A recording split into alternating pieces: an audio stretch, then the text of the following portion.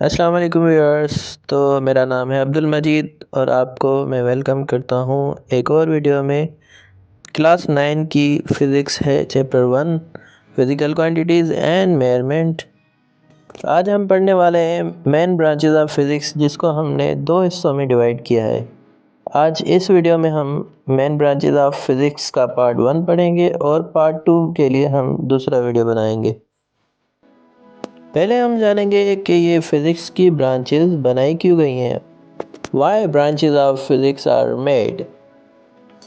Because the physics is a vast field and to study scientists separate it into branches to make study easier। तो इसका reason ये है कि physics की जो फील्ड है वो बड़ी वास्ट है, उसकी स्टडी करना बहुत ही मुश्किल है। तो इसलिए साइंटिस्ट ने इसकी ब्रांचेस बनाई हैं ताकि आसानी से हम पढ़ सकें। वैसे तो फिज़िक्स की ब्रांचेस तो बहुत हैं, मगर हम बुक में जो भी दी गई हैं वो सारी पढ़ेंगे, जैसे mechanics, thermodynamics, electricity, magnetism, atomic physics, optics, sound, biophysics, nuclear physics, particle physics, astrophysics, plasma physics and geophysics.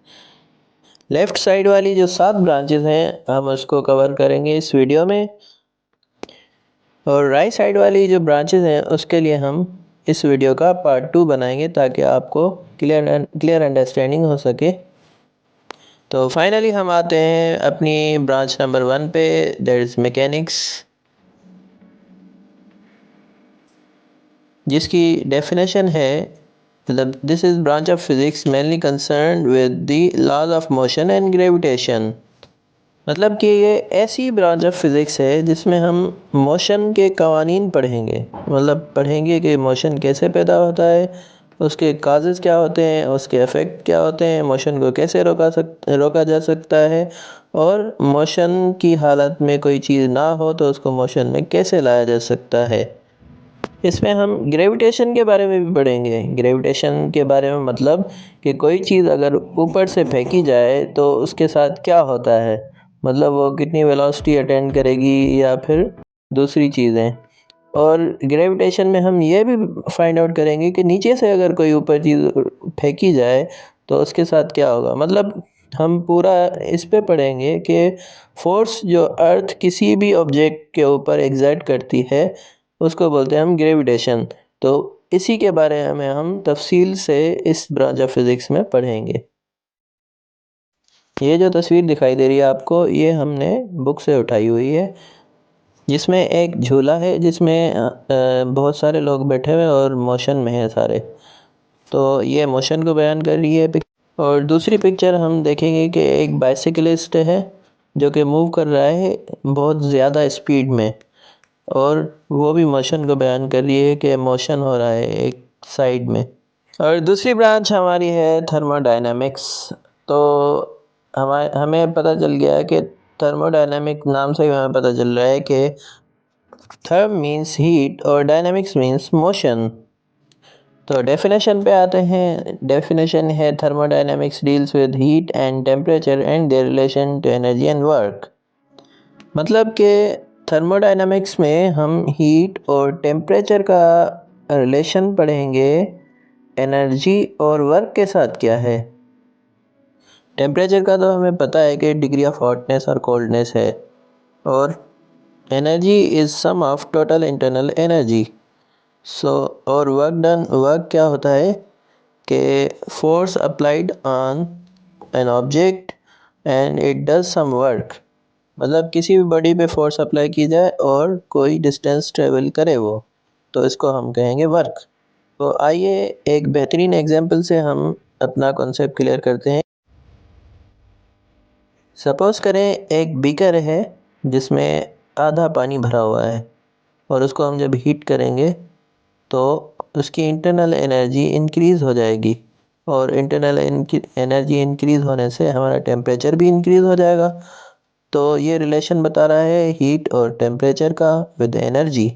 और जब इसकी एनर्जी बढ़ जाएगी तो ये कन्वर्ट हो जाएगा, वेपराइज हो जाएगा और कन्वर्ट हो जाएगा स्टीम में, और स्टीम हम देंगे स्टीम इंजन को जब स्टीम देंगे तो वो कन्वर्ट कर लेगा वर्क में, और हमारा relation of energy with work भी हो जाएगा।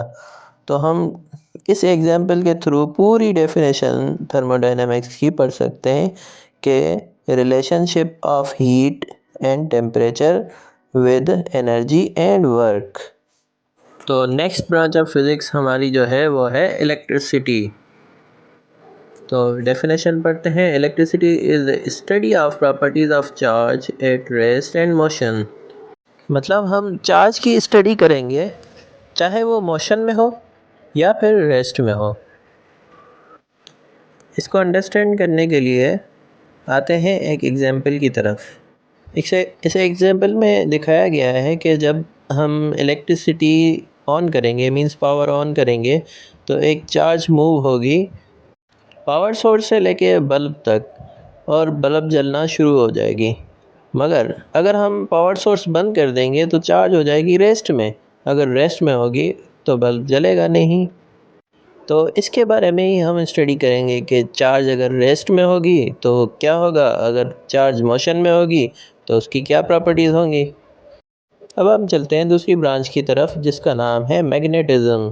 तो नाम से हमें पता चल रहा है कि मैग्नेटिज़्म का मतलब मैग्नेट से रिलेटेड चीज़ें होंगी। तो आइए चलते हैं डेफिनेशन की तरफ।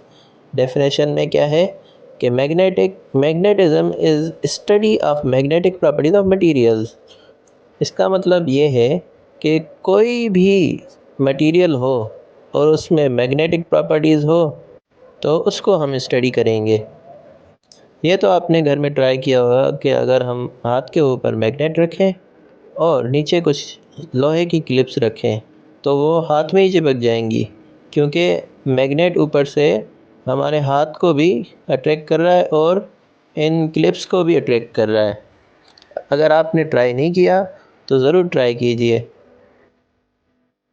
और आते हैं हम अपनी नेक्स्ट ब्रांच ऑफ फिज़िक्स पे, वो है एटॉमिक फ़िज़िक्स।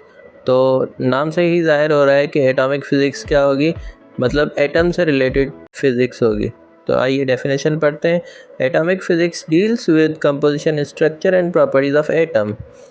तो कंपोजिशन क्या होती है? कंपोजिशन जैसे सोडियम का मैंने एग्जांपल दिया हुआ है कि sodium consist of 11 electrons, 11 protons and 12 neutrons. तो मतलब उसमें क्या कंस्टिट्यूएंट्स हैं, ये कंसिस्ट का मतलब है, मतलब कंपोजिशन उसकी क्या है। उसकी कंपोजिशन में ये चीज़ें हैं, 11 प्रोटॉन्स, 11 इलेक्ट्रॉन्स एंड 12 न्यूट्रॉन्स। और ये जो ब्लू हाईलाइटेड में जो दिखा रहा है इसको बोलते हैं स्ट्रक्चर ऑफ एटम। तो किसी भी एटम का स्ट्रक्चर हम ऐसे फाइंड आउट करते हैं। और भी बहुत सारे तरीके हैं स्ट्रक्चर फाइंड आउट करने के, मगर ये भी उनमें से एक है। स्ट्रक्चर मतलब वो कैसा दिखता है, उसमें कितने कैसे इलेक्ट्रॉन्स रखे हुए हैं और प्रोटॉन कहाँ है, न्यूट्रॉन कहाँ है, ये पूरा स्ट्रक्चर होता है। मतलब अंदर वो कैसे चीज़ें रखी हुई हैं। और प्रॉपर्टीज़ का तो सबको पता है कि प्रॉपर्टीज़ मतलब खासियतें उसकी क्या हैं। तो आते हैं नेक्स्ट ब्रांच के ऊपर, ऑप्टिक्स, जिसका नाम है, डेफिनेशन है, optics studies physical aspects of light and its properties with help of optical instrument. मतलब हम फिजिकल एस्पेक्ट्स ऑफ लाइट पढ़ते हैं और उसकी प्रॉपर्टीज़ पढ़ते हैं। किन की हेल्प से? ऑप्टिकल इंस्ट्रूमेंट की हेल्प से पढ़ते हैं। ठीक है, तो आगे हम चलते हैं और देखते हैं कि फ़िज़िकल एस्पेक्ट्स ऑफ लाइट क्या है और ऑप्टिकल इंस्ट्रूमेंट क्या है। तो फिज़िकल एस्पेक्ट्स मतलब observer can perceive by visual sensation, मतलब आँखों से कोई चीज़ देखी जाए, आँखों से कोई चीज़ की जाए तो उसको फिज़िकल एस्पेक्ट्स कहते हैं। और ऑप्टिकल इंस्ट्रूमेंट मतलब devices that process light to make clear view of image, मतलब ऐसे डिवाइसेस जो कि लाइट को प्रोसेस करें और एक क्लियर व्यू हमें दें किसी भी इमेज का। फॉर एग्ज़ाम्पल हमारे पास माइक्रोस्कोप है। माइक्रोस्कोप क्या करता है कि हमें छोटी से छोटी चीज़ें लाइट को प्रोसेस करके और उनका क्लियर व्यू देता है। और कैमरा है, कैमरा भी हमें ऐसा ही काम करके देता है कि हमें क्लियर व्यू इमेज देता है लाइट का प्रोसेस करके। और हमारा आखिरी है टेलीस्कोप। टेलीस्कोप भी हमें लाइट का यूज़ करके एक क्लियर व्यू देता है, दूर की पिक्चर्स का, दूर की इमेजेस का हमें क्लियर व्यू देता है। तो पढ़ते हैं लास्ट ब्रांच आज के वीडियो की जो है साउंड, जिसकी डेफिनेशन है sound is the study of production properties and application of sound waves. अच्छा, तो हम इसमें 3 चीज़ें पढ़ेंगे। एक प्रोडक्शन, मतलब साउंड प्रोड्यूस कैसे होता है, प्रॉपर्टीज़, उसकी प्रॉपर्टीज़ क्या होती हैं, और एप्लीकेशंस, मतलब वो कहाँ कहाँ अप्लाई होती हैं साउंड वेव्स। तो पहले है प्रोडक्शन, मतलब साउंड वेव्स कैसे प्रोड्यूस होती है, मतलब बनती कैसे हैं। और दूसरी है प्रॉपर्टीज़, मतलब उनकी साउंड वेव्स की प्रॉपर्टीज़ के बारे में पढ़ेंगे कि उनका एम्पलीट्यूड क्या है, वेवलेंथ क्या है और फ्रीक्वेंसी क्या है। और लास्ट में है हमारी एप्लीकेशंस। एप्लीकेशंस मीन्स वो कहाँ कहाँ अप्लाई हो रही हैं। फॉर एग्ज़ाम्पल, वो जैसे साउंड वेव्स हमारी अल्ट्रासाउंड में यूज़ हो रही हैं, अल्ट्रासाउंड करवाते हैं उसमें यूज़ हो रही हैं। और हम जो कम्युनिकेशन करते हैं, जैसे मोबाइल पे बात करना, या फिर ये मैं वीडियो बना के आपको भेज रहा हूँ, कम्युनिकेशन में भी साउंड वेव्स यूज़ होती हैं। और जो हम म्यूज़िक सुनते हैं उसमें भी साउंड वेव्स यूज़ होती हैं हमारी। तो ये थी थोड़ी बहुत एप्लीकेशंस, और ताकि आप सही तरह से अंडरस्टैंड कर सको। तो आखिर मैंने एक क्वेश्चन रखा है कि हमने तीन ऑप्टिकल इंस्ट्रूमेंट पढ़े थे, एक माइक्रोस्कोप, कैमरा और टेलीस्कोप। तो क्वेश्चन ये है कि आपने एक और ऑप्टिकल इंस्ट्रूमेंट बताना है जो कि इस लिस्ट में ना हो। तो कोई भी क्यूरी हो, अगर आपको कोई भी क्वेश्चन हो, तो please feel free to comment below. I will answer your every question. Thank you.